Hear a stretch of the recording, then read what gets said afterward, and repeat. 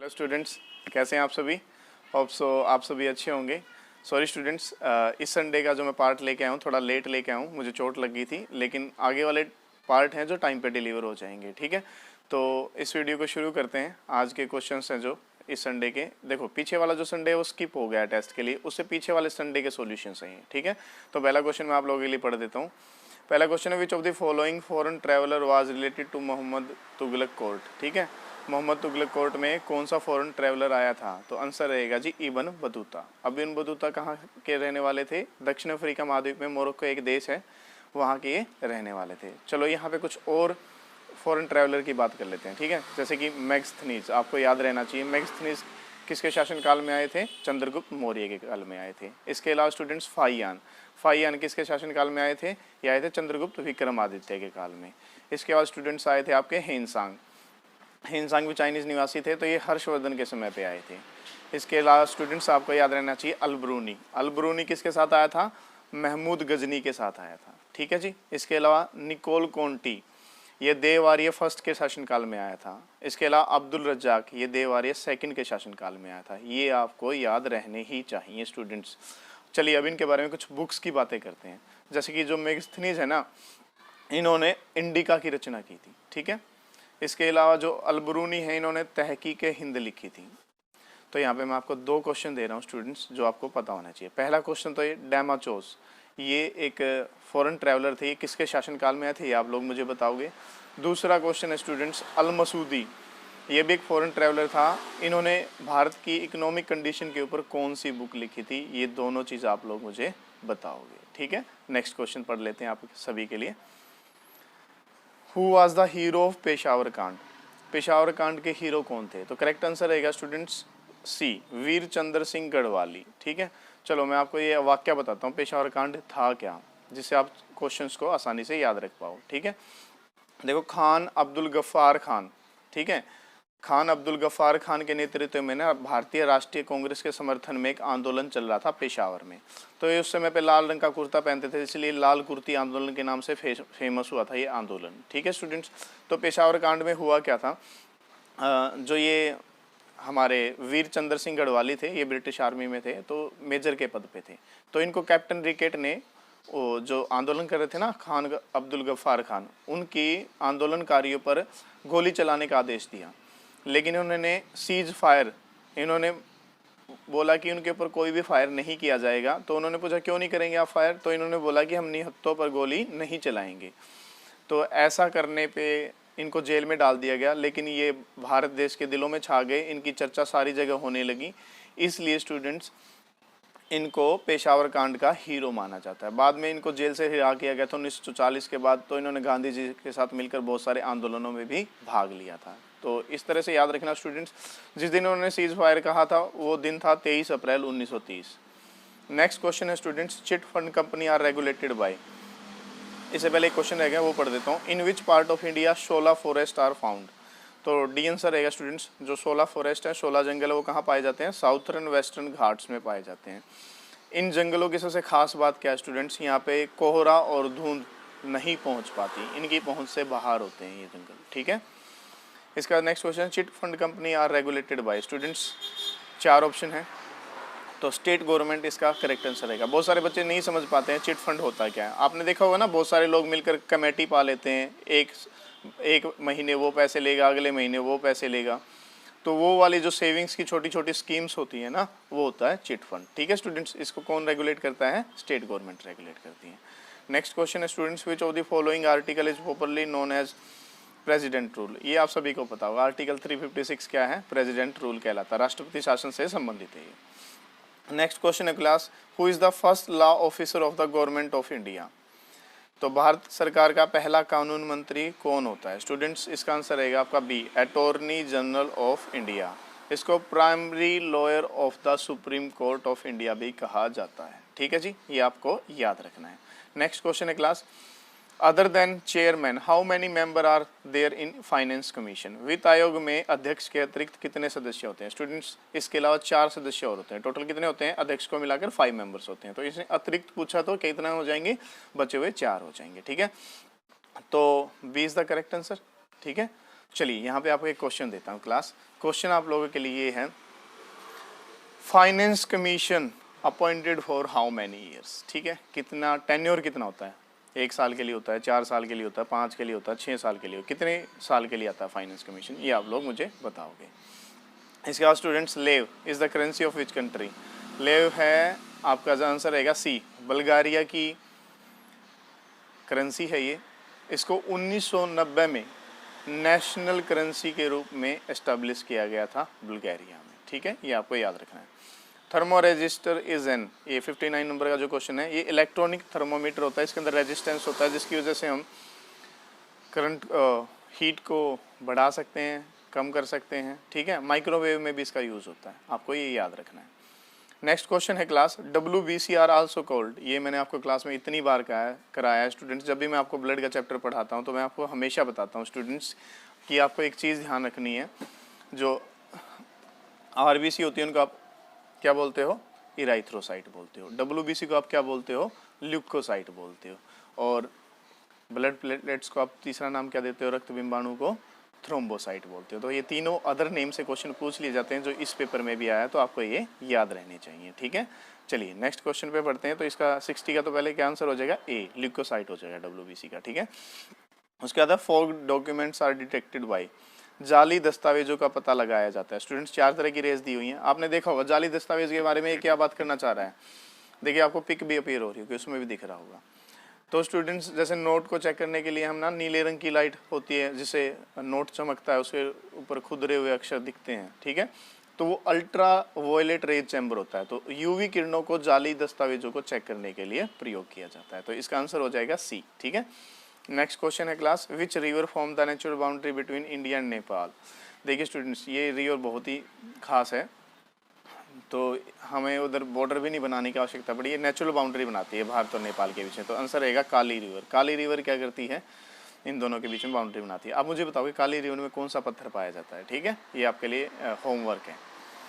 Next question है, the daily requirement of sodium chloride of human should be. Students मैंने आपको class में बहुत बार कराया है क्वेश्चन, न्यूट्रिशन वाला जब चैप्टर मैं आप लोगों को पढ़ाता हूँ तो वहाँ पे मैं इसका आंसर बताता हूँ। 2 से 5 ग्राम हमें क्या आता है, सोडियम की रिक्वायरमेंट होती है हमारी बॉडी में। अब इन्होंने क्या बोल दिया, सोडियम क्लोराइड। देखिए अगर 7 ग्राम से ज़्यादा लेना हम तो BP हाई होना शुरू हो जाता है। ठीक है, तो यहाँ पे अब 7 ग्राम का ऑप्शन नहीं है, तो 1 to 10 ग्राम एक रेंज दी हुई है ना आपको, तो आपका ए ऑप्शन हो जाएगा 1 to 10 ग्राम। ठीक है जी, डेली रिक्वायरमेंट के हिसाब से। अब स्टूडेंट्स यहाँ पे नेक्स्ट क्वेश्चन आता है, measles can be transmitted by. देखो मैंने आपको खसरा कई बार डिजीज ट्रिक से करवाई हुई है ना, तो खसरा क्या है, एक हवा के द्वारा फैलने वाला रोग है। मान लीजिए आप किसी खसरा पीड़ित व्यक्ति के पास बैठे हैं और उसने छींक दिया, ठीक है, उसने खांस दिया, तो उसके अंदर से जो ड्रॉपलेट्स निकलेंगे ना, कण निकलेंगे, लार के भी हो सकते हैं, उसके अंदर क्या ये मीजल का वायरस होगा और ये 2 घंटे तक जिंदा रह सकता है हवा में, उसकी कफ और स्नीज के अंदर। तो अगर ये दूसरे व्यक्ति ने सांस के द्वारा अंदर ले लिया तो उसके अंदर भी ये खसरा फैल जाएगा। तो स्टूडेंट्स इसका आंसर क्या रहेगा, ड्रॉपलेट इन्फेक्शन रहेगा। C is the correct answer. Next question देख लेते हैं आप सभी के लिए। नेक्स्ट क्वेश्चन है 65, आपूर्ति पक्ष का अर्थशास्त्र किस पर अधिक जोर देता है। स्टूडेंट्स आपको ध्यान रखना है, supply side economics less greater emphasis on the point of view. देखिए स्टूडेंट्स, आपूर्ति पक्ष किस पर जोर देगा, प्रोडक्शन पे। जितना निर्माण होगा उतनी आपूर्ति अधिक हो पाएगी। तो स्टूडेंट्स इसका आंसर क्या हो जाएगा आपका, प्रोड्यूसर, ए आंसर हो जाएगा। ठीक है, तो नेक्स्ट क्वेश्चन है, dendrochronology is the study of. मैंने बहुत बार पढ़ाया है स्टूडेंट्स, प्लांट्स वाला जब मैं चैप्टर कराता हूँ, प्लांट्स की एज को कैलकुलेट करने की स्टडी को क्या बोला जाता है, डेंड्रोक्रोनोलॉजी बोला जाता है। ठीक है, तो बी आंसर रहेगा to calculate the age of trees. मैंने आपको बताया था ना स्टूडेंट्स, जब प्लांट कटा हुआ होता है तो उसके ऊपर रिंग्स बनी होती हैं। ठीक है, तो जाइलम की रिंग्स को काउंट करके उसकी एज का पता लगाया जा सकता है। देखो ये पिक्स में आपको जाइलम रिंग्स भी नजर आ रही होंगी। ठीक है, तो स्टूडेंट्स ऐसी चीज़ें आपको जोड़ जोड़ कर याद रखनी है। नेक्स्ट क्वेश्चन है, enzyme consist of chain of. Students पहली बात तो ये कि एंजाइम्स होते क्या हैं, प्रोटीन्स होते हैं, और प्रोटीन किससे मिलकर बने होते हैं, अमीनो एसिड से मिलकर बने होते हैं। तो एंजाइम्स किसकी चेन्स हो जाएंगी, अमीनो एसिड की चेन हो जाएंगी। तो सी इज द करेक्ट आंसर रहेगा। ठीक है, चलो नेक्स्ट क्वेश्चन कराता हूँ आपको, यूनिट ऑफ बीफोर्ड स्केल। देखिए बीफोर्ड स्केल से हम वाइंड की स्पीड को मापते हैं, हवा की स्पीड को, तो इसका आंसर रहेगा डी, नोट।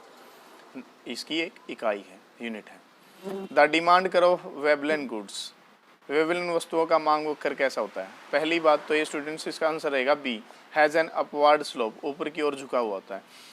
अब आपको पता होना चाहिए वेबलिन गुड्स क्या होते हैं।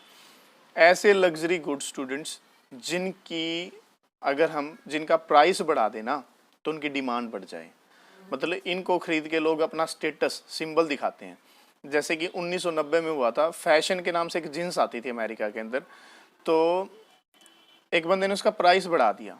प्राइस बढ़ाने के बाद लोग उसको और ज़्यादा खरीदने लगे, लेकिन उसको वो लोग खरीदने लगे जिससे ये दिखाया जाता था कि जिसके पास फैशन की जीन्स है वो एक अमीर इंसान है, ब्रांडेड चीज़ पहन रहा है। ठीक है, ऐसे ही रॉयल रॉयस गाड़ियाँ होती हैं, ऑडी होती हैं, ये हर एक इंसान के पास नहीं होती ना।